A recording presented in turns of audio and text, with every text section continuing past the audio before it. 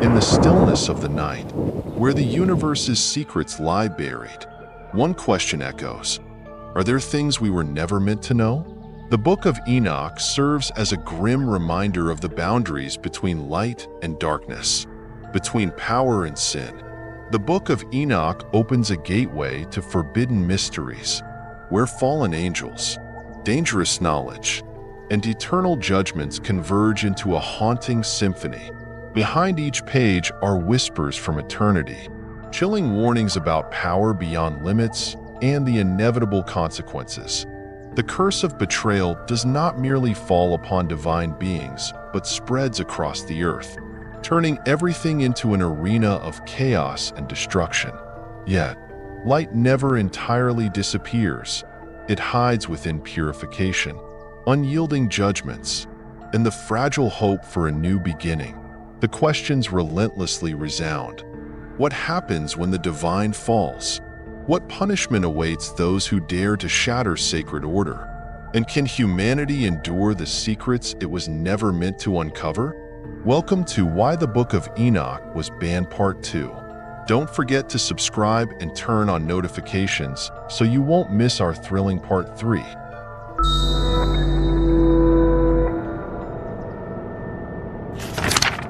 Azazel, a name that lingers quietly in the shadows of history, has become a symbol of humanity's irreversible descent.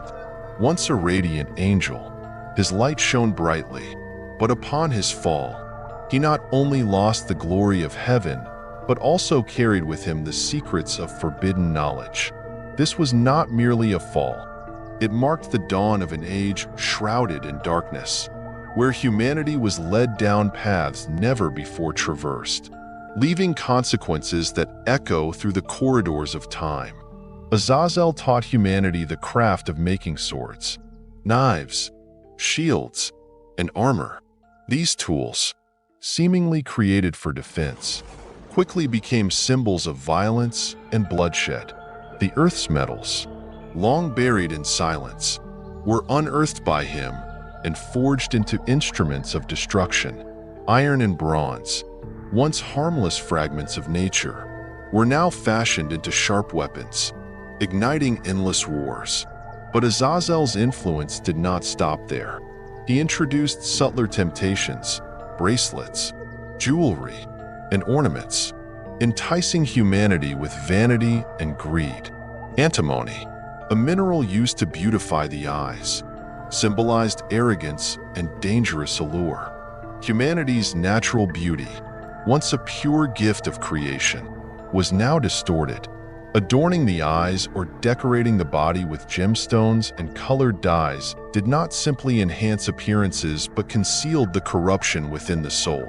In their ruin, humans used this knowledge not only for embellishment, but also as a catalyst for greater fallacies. Immorality began to flourish. Sins of lust, pride, and material obsession led humanity further away from the values it once upheld. Semjaza, the leader of the fallen angels, brought a different kind of knowledge. He taught humanity sorcery and the cutting of roots to perform mysterious rituals. Sorcery, initially a tool, quickly became a gateway to manipulation and chaos. Armoros, his ally, imparted the knowledge to undo spells, but instead of creating balance, this knowledge became a weapon in human conflicts. Other fallen angels were no less perilous. Barakijal introduced astrology, unlocking the heavens for humans to study the stars. The constellations, once symbols of divine order, now became tools for humanity to twist fate. Kokabel taught the understanding of constellations, while Ezekiel revealed the secrets of clouds, enabling humans to manipulate weather and nature. Arakiel unveiled the signs of the earth, guiding humans to uncover hidden treasures like gold, silver, and gemstones buried deep within. Shamsiel imparted knowledge of the sun's signs, and Sariel revealed the moon's courses. These forms of knowledge, seemingly harmless, became pieces of a dangerous power game when placed in human hands. Granted knowledge far beyond their comprehension, Humanity failed to wield it wisely. This knowledge quickly turned into instruments of chaos. Weapons were used for slaughter. Astrology became grounds for religious conflicts, and adornment masked the emptiness of human hearts. The earth, once peaceful and teeming with streams flowing through boundless meadows, was now ravaged by greed and desire. But the darkness did not only engulf the earth. As humanity perished, their cries grew louder. Their lamentations echoed through valleys, climbed mountains, and reached the heavens. "Creator, save us," they pleaded. But it seemed too late. Their cries carried not only pain but profound regret. They realized the knowledge they had craved was not a gift but a curse. Azazel, Semjaza, and their allies left an indelible mark on human history. The knowledge they brought not only destroyed the physical world, but also corroded the human soul. Their fate and the legacy they left behind serve as an eternal warning. Not all knowledge is light, and not all light leads to salvation. The earth, with all its life and beauty, had now become a battlefield of darkness and destruction. The story of the fallen angels in the Book of Enoch is not merely a tale of the past. It is a lesson for the present and a warning for the future. Arrogance, greed, and violating forbidden boundaries will always lead to chaos and ruin. Light can only endure when we respect the sacred limits and abide by the laws established by the Creator. They came, not with joy or light, but with eyes heavy with disappointment and sorrow. From the lofty heavens, where divine light envelopes all, Michael, Uriel, Raphael, and Gabriel gazed down upon the earth. Yet, it was not a world of peace that greeted their eyes. Below them lay a catastrophic scene. Blood flowed across the land. Cries of anguish echoed everywhere, and lawlessness plunged humanity into deep darkness. They looked at one another, their silence not of peace but of unspeakable pain. This scene was more than a mark of sin. It was an accusation, a cry from the earth reaching the heavens. The earth, created to be uninhabited by such evil, they said to one another, cries out with the voice of its inhabitants to the gates of heaven.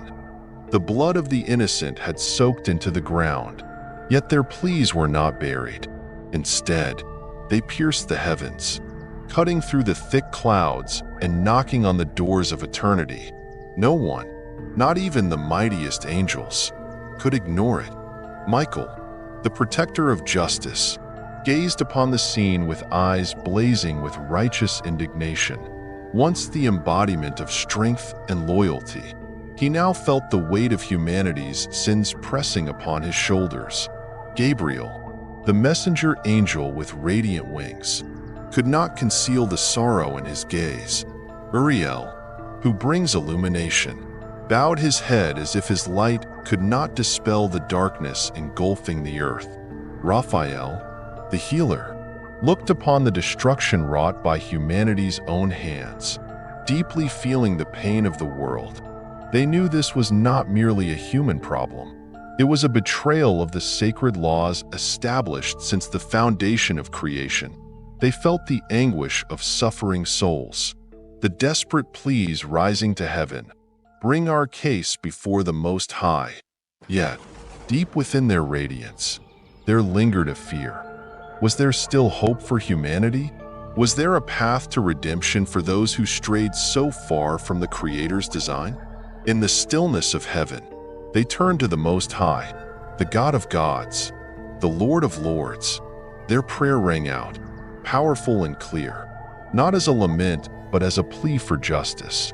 Lord of lords, God of gods, King of kings, and God of all ages, your glorious throne endures for all generations of eternity. Your name is holy, glorious, and blessed forevermore. Their prayer was not merely an expression of loyalty, but a recognition that none but He could render the ultimate judgment.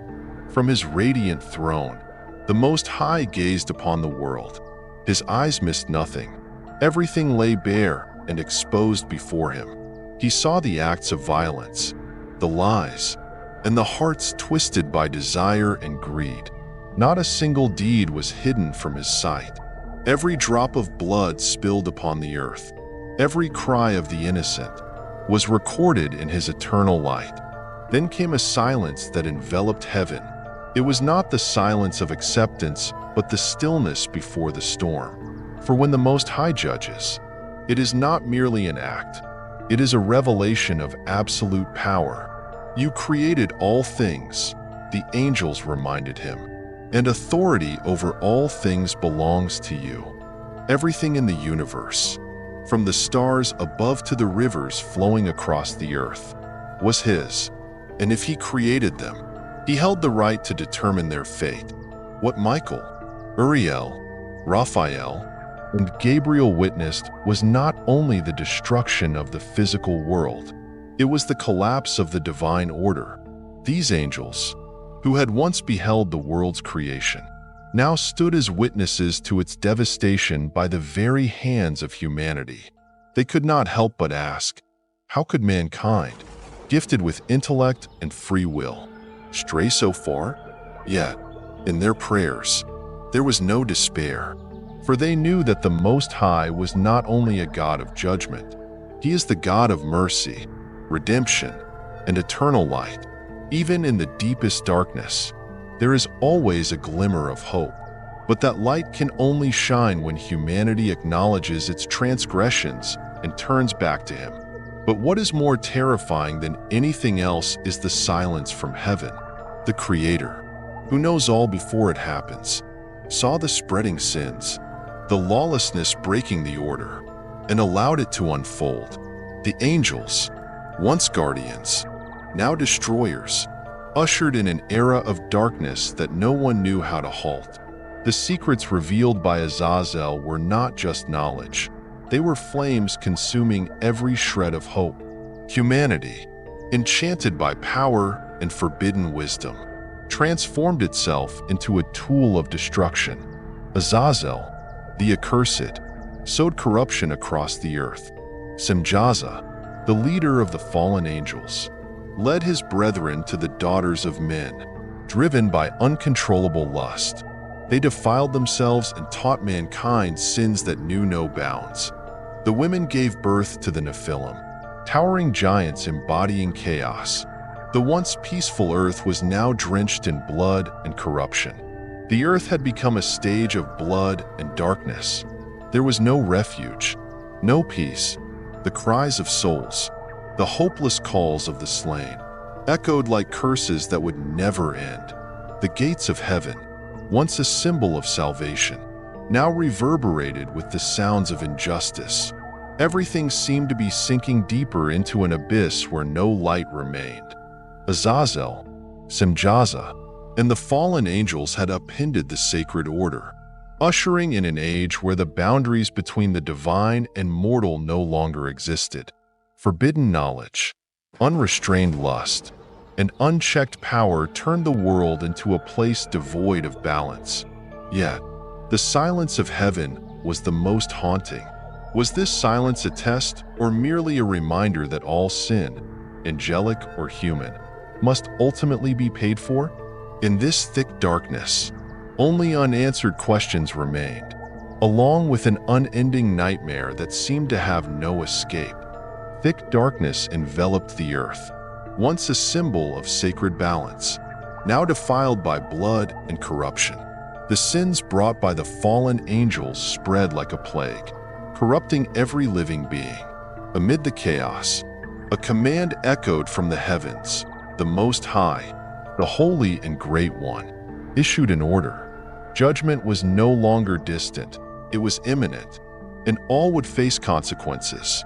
Uriel, the angel who bears the light of knowledge, was sent to the earth to meet Noah, the son of Lamech.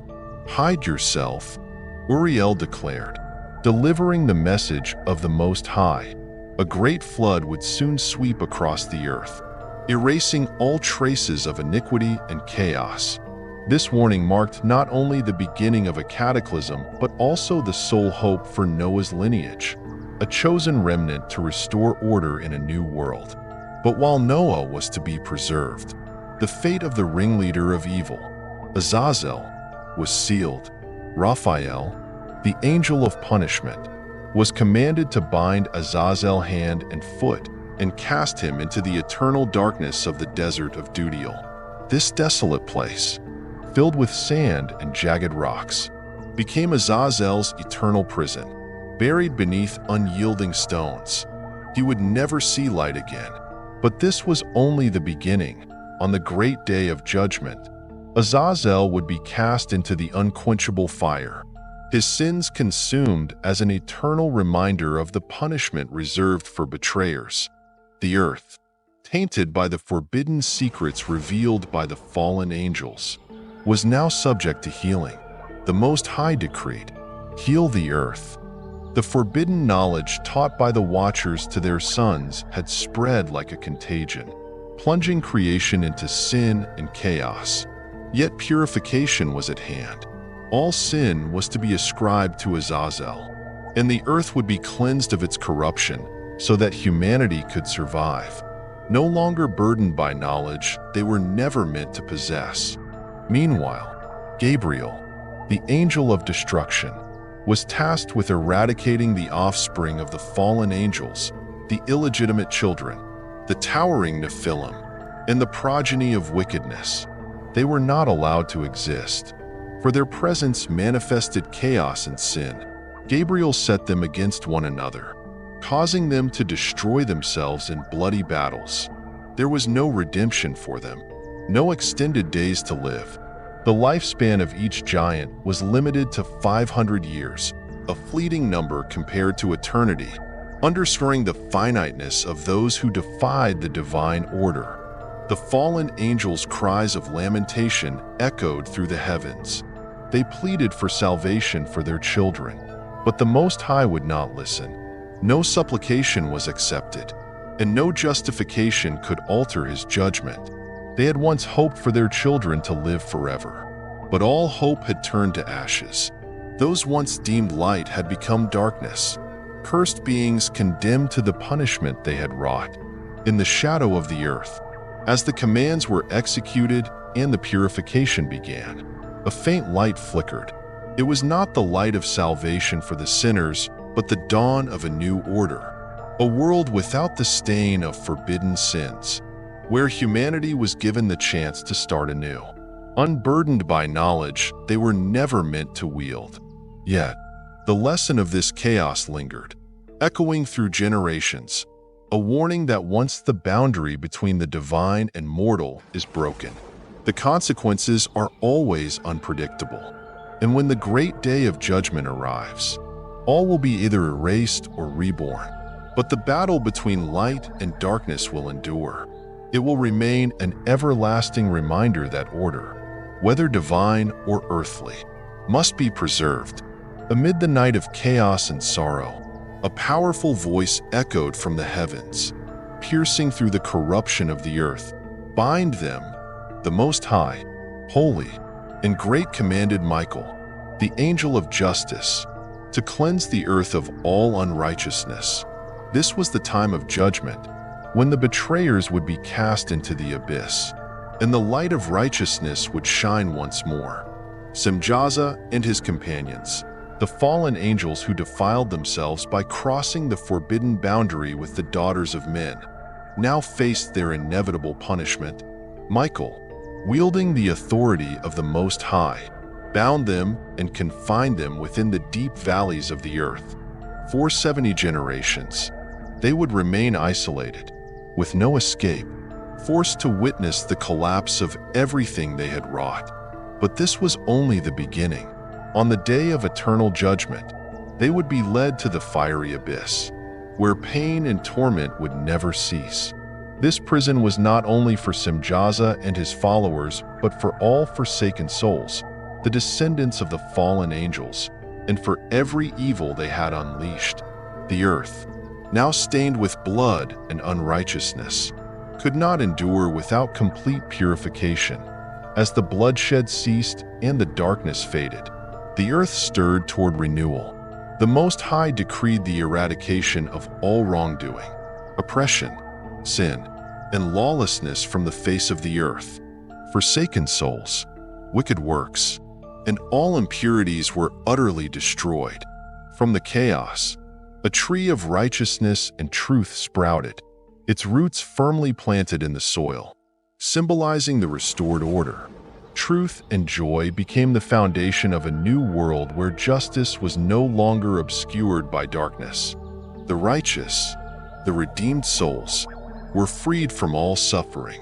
They would live long lives, multiplying into thousands of generations, enjoying their days of youth and old age in peace. No more oppression, no more injustice, only the fullness of joy and rest in the light of the Creator. The rebirth of the earth emerged as a magnificent vision. Fertile fields grew where desolation once reigned. Every desirable tree was planted upon the land, each vine yielding abundant wine, every seed producing 1,000-fold, and every olive tree yielding 10 measures of oil. The earth, once defiled by blood and sin, was now overflowing with blessings, a source of life for the new generations. But this rebirth was not only physical, it was spiritual. Humanity would become righteous, and every nation would turn to the Most High in worship and praise. The earth would no longer be bound by impurity or punishment, and the Creator would never again send torment or judgment. The world would dwell in purity and peace forever. From generation to generation, this purification and restoration were not merely the end of an era of chaos, but the beginning of a new age where light prevailed and darkness found no foothold. Yet the lesson of the chaos lingered. Any violation of the divine order brings consequences beyond measure. The earth, now fully cleansed, stood as a symbol of hope and renewal. In its light, humanity found salvation and peace, dwelling forever in righteousness and boundless joy. Beneath the gloomy skies, where darkness and light intertwined, a promise echoed from the heavens. I will open the storehouses of blessings in heaven to pour down upon the earth for the works and labors of the children of men. Yet, the earth at that time was not a place of peace. The remnants of chaos lingered, and the tales of the watchers, the once fallen angels, remained a shadow looming over all. In this context, Enoch, a mysterious figure, emerged as a bridge between heaven and earth. Enoch, chosen to record sacred matters, disappeared from mankind. No one knew where he had gone, where he dwelled, or what had become of him. Hidden from the world, he lived among the saints and the watchers. His mission was not only to document history, but to proclaim the judgment of the Most High upon the fallen angels, those who had broken the divine order and defiled themselves by taking wives from the daughters of men. In the proclamation of the Most High, Enoch was tasked with confronting beings once considered holy. Enoch, scribe of righteousness, the watchers called, "Go and declare to those who have abandoned the high heavens. You have defiled yourselves with women, have lived as the children of earth, and have brought great destruction upon the earth." These words were not merely accusations, but eternal sentences for the betrayers. The fallen angels, once the light of the heavens, now faced irreversible consequences. They would never find peace or forgiveness. Their children, the mighty Nephilim, would be slain, and they would witness the destruction of their lineage. Their curse was not only isolation, but the enduring torment of seeing all they cherished wiped from the earth. They would plead for mercy, but no prayer would be heard. They would seek peace, but only silence would answer them from eternity. On earth, as the fallen shadows were punished, the promised blessings from heaven began to take root. The Most High declared that truth and peace would unite and spread across all generations of humanity. It would be a world where injustice was eradicated, where human labor bore good fruit, and where the earth flourished with prosperity. But to reach this state, complete purification was required, a process for which Enoch, the scribe, became the witness to this dramatic transition. Enoch, though hidden, was no fugitive. He was a witness to and chronicler of the downfall of the fallen angels, the annihilation of their lineage, and the renewal of the earth. The words he carried were not his judgment, but those of the Most High.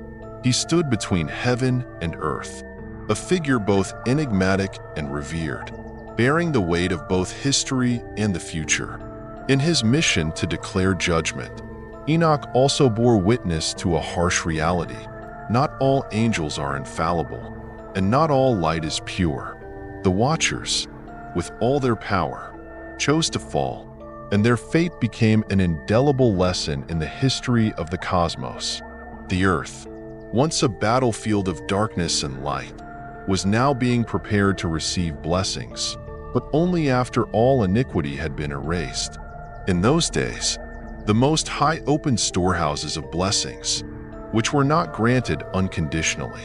The blessings were reserved for the righteous, those who held firmly to truth and faith amidst chaos. The earth would be covered in peace and truth, but such a rebirth would not come easily. It was the result of purification, of pain and loss, and of divine decrees from the highest heavens. In Enoch's silence, the echoes of the fallen Watchers resonated, a sobering reminder that even the mightiest beings cannot escape judgment if they violate the sacred order. As the final words of judgment resounded, a new future was unveiled, a world where truth and peace were no longer distant dreams but realities. And in that reality, humanity was promised a life no longer haunted by darkness, where the light of heaven shone eternally. Yet, to attain this, the shadows of the past had to be confronted, and the blessings would come only to those strong enough to embrace them after the purification. Enoch, serving as scribe and mediator between heaven and earth, now stood at the center of the confrontation with the fallen Watchers. "Azazel, you shall have no peace," Enoch declared, his voice cutting through the oppressive silence. The severe judgment was pronounced. No plea for mercy, no forgiveness would be granted to Azazel. The forbidden knowledge he had imparted, his corruption of humanity and the earth, had plunged creation into darkness and chaos. His actions had not only broken the divine order, but had also spread shadows that consumed all hope. This judgment was not merely a warning, it was final, a proclamation that his days were numbered.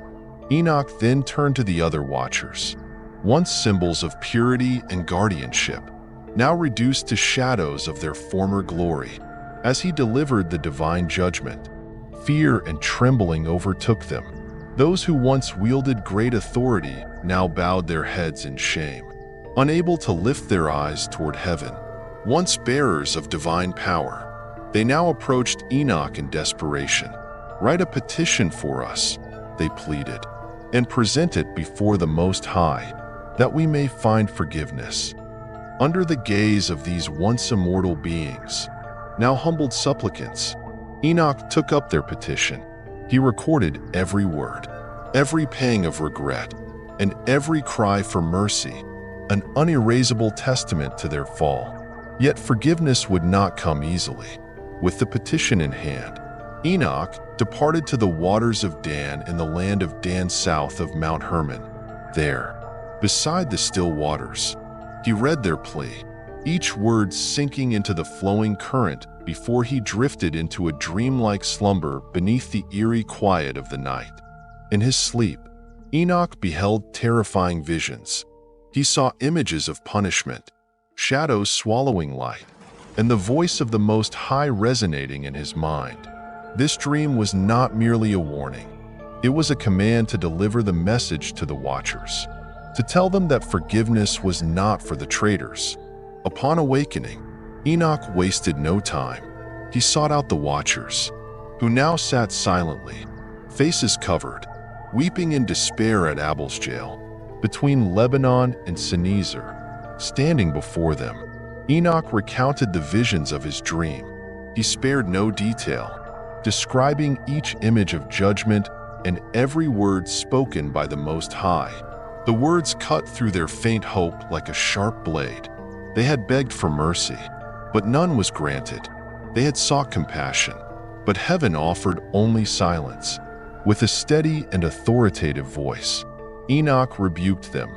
These watchers who were entrusted with the protection of the earth but had become the source of its chaos. Enoch's words were not merely a judgment but a reminder that every action bears consequences. The watchers had abandoned the lofty heavens, the eternal sanctuary, to indulge in their lusts and ambitions. They had behaved like the children of men, taking wives and fathering offspring, violating every sacred law. They had defiled themselves and unleashed widespread destruction upon the earth. Now, they faced not only their ruin, but also the annihilation of the children they once cherished. Enoch ended his rebuke solemnly, but the aftermath was a haunting stillness filled with tears and unending sorrow. The watchers, once radiant beings of light, were now ghosts lost in the weight of their sin. The judgment of the Most High was irrevocable, and Enoch, the scribe of righteousness, stood as witness to it all. In the faint light of renewal, the shadows of their fall remained an unforgettable warning. Enoch witnessed punishment and a lesson on the consequences of breaking the divine order. And in that deep darkness, the echoes of judgment resounded, a sobering call to every generation. In the deep darkness of a dream, where the boundaries between reality and vision blurred, Enoch beheld a radiant and terrifying revelation. It unveiled forbidden secrets and irreversible judgment. This was not merely a dream, but a divine calling, a glimpse into the severe fates decreed for the watchers. Once resplendent angels now steeped in the shadows of sin. Amid an unsettling silence, the voice of the Great Holy One thundered with unshakable authority. Enoch, endowed with the wisdom to understand and the charge to deliver judgment, was instructed to rebuke the watchers. "Your petition will not be granted," he declared, each word cutting through their remaining hope like a sharp blade. The sentence was final. They would never ascend to heaven again but remain bound in chains upon the earth. Their beloved sons, the Nephilim giants, would fall by the sword, and prayers on their behalf would go unheard. Enoch's words were not his own. They were the will of the Most High. Yet even he, the intermediary between heaven and earth, could not escape the fear that gripped him as he faced the divine vision. In his sleep, he saw clouds beckoning him, veils of mist enveloping the heavens, and flashes of lightning urging him upward. A mighty wind in the vision lifted him, carrying him into the heavens, a place beyond human reach. Enoch ascended through the lofty heights until he stood before a colossal wall of crystal, surrounded by tongues of blazing fire. The sheer majesty of the scene filled him with dread. His heart pounded, and his entire being trembled. But the vision did not stop there. He passed through the flames and entered a vast house constructed entirely of crystal. Its walls sparkled like an intricate mosaic. Its foundation glowed with translucence, and its ceiling reflected the brilliance of stars and lightning. Within this magnificent structure stood fiery cherubim, holy and commanding beings of immense power. Yet, this splendor offered no comfort. Flames encircled the walls, and the gates glowed with an unrelenting blaze. As Enoch stepped inside, he felt an overwhelming paradox. The house was both scorching with fire and freezing with ice, a place devoid of earthly pleasures, filled only with pervasive dread. Trembling, overcome by awe and fear, Enoch could not remain standing. He fell face down, subdued by the overwhelming power of the vision. The images Enoch witnessed were not merely reflections of sin and judgment, but warnings of a divine power far beyond human comprehension. In the freezing heat of the crystal house, time seemed to stand still.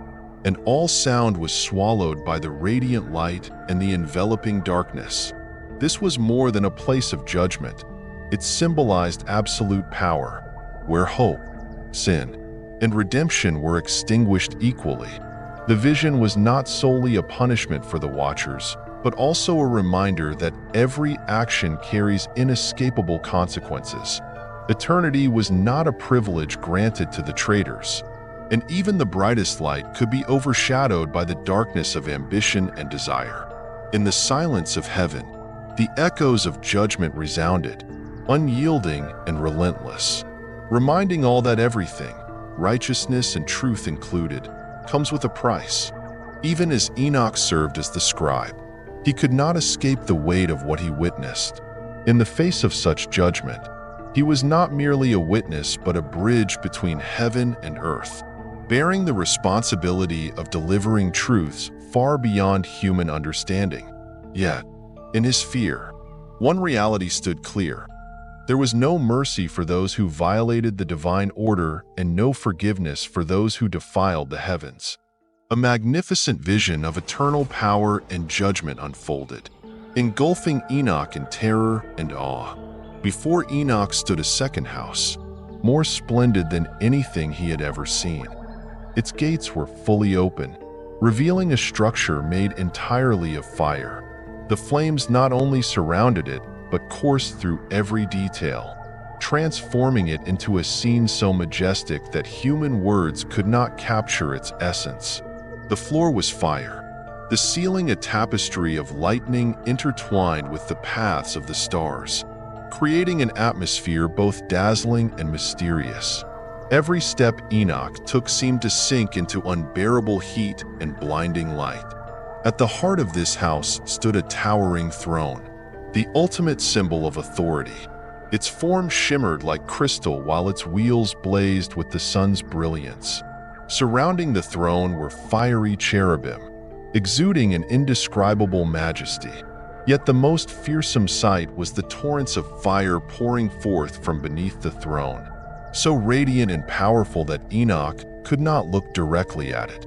The glory of the Holy One enveloped the throne, and the light of his garment outshone the sun and was whiter than any snow. No one, not even the angels, could approach or behold his face. The majesty and glory of the Holy One were so overwhelming that no being could endure them. Surrounding him, flames burned fiercely, a great ring of fire acting as a barrier against all who might dare intrude. Before him stood 10,000 times, 10,000 holy beings, filled with reverence and worship. Yet he required no counsel, no aid from any creature. He was the pinnacle of absolute power, unshakable and supreme. Enoch, standing before this sight, could no longer contain himself.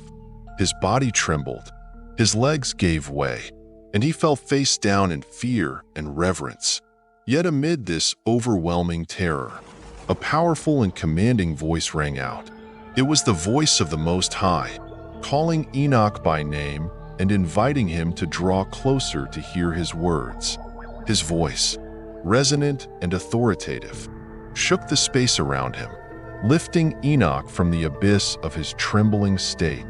One of the holiest beings approached Enoch, lifting him from his prostration. He was raised and brought near the entrance of the flaming house. Though his face remained bowed, Enoch felt the immense weight of responsibility settling upon him. He was not merely a witness to this majestic vision, but the chosen bearer of the divine messages of the Most High. Every step he took, every word he heard, was not for him alone but a preparation for humanity, those who would one day face the unyielding judgment of heaven. Within the house of crystal and fire, Enoch felt the overwhelming presence of ultimate power far beyond human comprehension. Fear and reverence blended within him like a smoldering flame, reminding him that he stood at the threshold of eternity. As Enoch bowed his face, his entire being was consumed by the dazzling light and blazing fire of the Great Holy One. This was not merely a vision. It was a solemn reminder that every action carries its price, and no one can escape the gaze of the Most High. In the night of time, an eternal lesson resounds. Every choice bears consequences, and no power, no matter how great, can escape the cycle of justice. The fall does not begin in darkness but in light, when ambition oversteps its bounds and desire overwhelms responsibility. The world operates in a fragile balance between order and chaos. To break that order is not merely an individual act but a ripple that spreads, engulfing everything in its path. Unrestrained knowledge and unchecked power become double-edged swords, bringing destruction not only to their wielders, but to the world as a whole. Yet, within every chaos lies the potential for rebirth. The soul condition is to face the consequences, endure the purification, and embrace change. Only when the darkness is vanquished can the light truly shine. In this lesson, the greatest truth is not in evading judgment, but in living a life where one does not need to flee from one's conscience. Please subscribe to our channel to enjoy more captivating Bible stories from us.